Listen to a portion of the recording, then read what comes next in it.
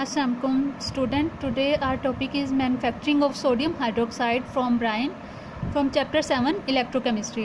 तो देखें बेटा, हम लोग यहाँ पर जो है वो इलेक्ट्रोकेमिकल इंडस्ट्रीज़ के बारे में पढ़ रहे थे कि इलेक्ट्रोकेमिकल इंडस्ट्रीज़ में या इलेक्ट्रोकेमिकल सेल को यूज़ करते हुए हम किस किस चीज़ की प्रिपरेशन कर सकते हैं।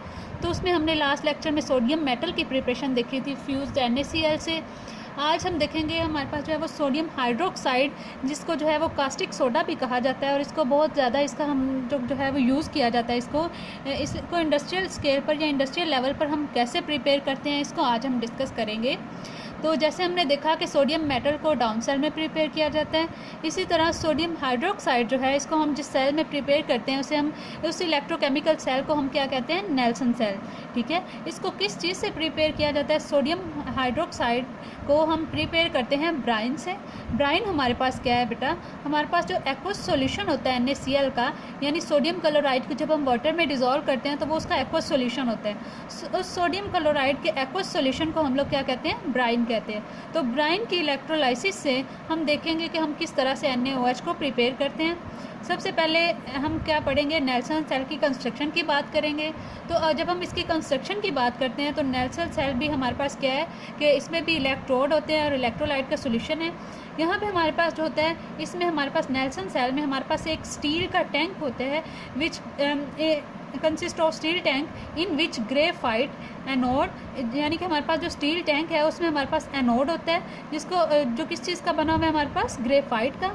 इस सस्पेंडेड एनोड को जो है वो एक यू शेप आयरन का कैथोड होता है जिसके अंदर सस्पेंड किया जाता है। ठीक है, उसके अंदर बेटा कैथोड के अंदर जो है वो हमारे पास इलेक्ट्रोलाइट का सॉल्यूशन होता है, यानी कि हमारे पास एक्वस NaCl को रखा जाता है। ठीक है, तो यहाँ पे हम देखते हैं, ये हमारे पास जो है वो नेल्सन सेल की हमारे पास डायग्राम है, जिसमें अगर आप देखें तो ये हमारे पास ग्रेफाइट का एनोड है। ठीक है, और ये हमारे पास जो है वो परफोरेटेड हमारे पास होता है, कैथोड होता है परफोरेटेड, यानी जिसमें थोड़े थोड़े हमारे पास छोटे छोटे सुराख होते हैं। इस कैथोड के अंदर ये देखें, अगर आप ये देखें तो ये हमारे पास ब्राइन है, यानी कि NaCl का सॉल्यूशन है जिसको हमने एज अ इलेक्ट्रोलाइट लिया है। ठीक है, इसके नीचे हमारे पास जो है वो एक कैच बेसन होता है, यानी जिसमें हमने सोडियम हाइड्रोक्साइड को कलेक्ट करना है, और इस सारे को जो है वो हम एक हमारे पास जो स्टील टैंक होता है उसमें हमने इसको रखा होता है। ठीक है, अब ये हमारे पास थी कंस्ट्रक्शन ऑफ नेल्सन सेल।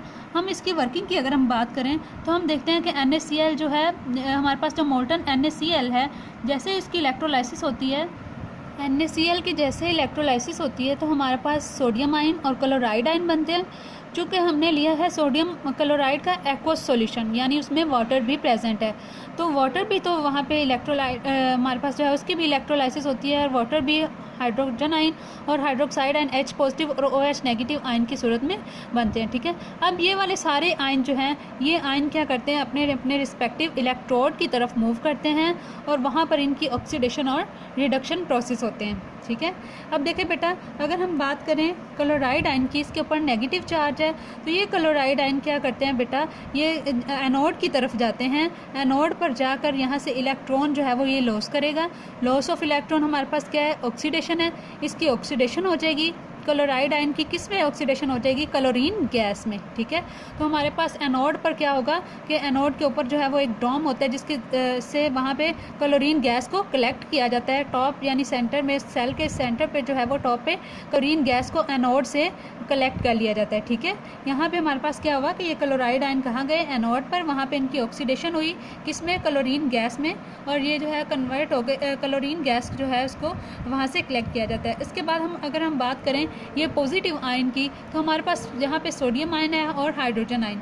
तो यहाँ पे हमारे पास ये जो हमारे पास हाइड्रोजन H पॉजिटिव आयन है, ये कैथोड की तरफ मूव करेंगे, कैथोड पर जाकर ये इलेक्ट्रॉन गेन करते हैं और कन्वर्ट हो जाते हैं हाइड्रोजन गैस में। ठीक है, जिसको पाइप के ज़रिए वहाँ से स्केप किया जाता है। अब अगर आप देखें तो हमारे पास नेल्सन सेल में एनोड पर क्लोरीन गैस प्रोड्यूस हुई और कैथोड पर हाइड्रोजन गैस प्रोड्यूस हुई। ठीक है, अब पीछे हमारे पास रह गया सोडियम आयन और ये वाले हमारे पास हाइड्रोक्साइड आयन। तो ये क्या होता है हमारे पास जो सोडियम आयन और हाइड्रोक्साइड आयन है, ये उसमें कैथोड में मौजूद जो हमारे पास पोर्स होते हैं वहाँ से ये नीचे कैच बेसन में आ जाते हैं। वहाँ पर ये जो है सोडियम और हाइड्रोक्साइड आयन मिलके क्या बना देते हैं? सोडियम हाइड्रोक्साइड की फॉर्मेशन करते हैं। अगर हम इसका जो है वो रिडॉक्स रिएक्शन देखें तो ये देखें बेटा EcoNaCl है, जिसको जो आयनाइज हुआ है हमारे पास सोडियम आयन और क्लोराइड आयन में।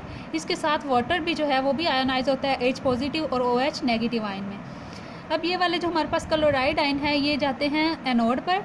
एनोड पर ये इलेक्ट्रॉन लॉस करते हैं, क्लोरीन गैस की वहाँ पर फॉर्मेशन होती है, तो ऑक्सीडेशन का प्रोसेस होता है एनोड पर। इसी तरह हमारे पास ये वाले जो H पॉजिटिव आयन है कहाँ से आए, वाटर से, तो ये इलेक्ट्रॉन को गेन करते हैं और हाइड्रोजन गैस बनाते हैं कैथोड पर।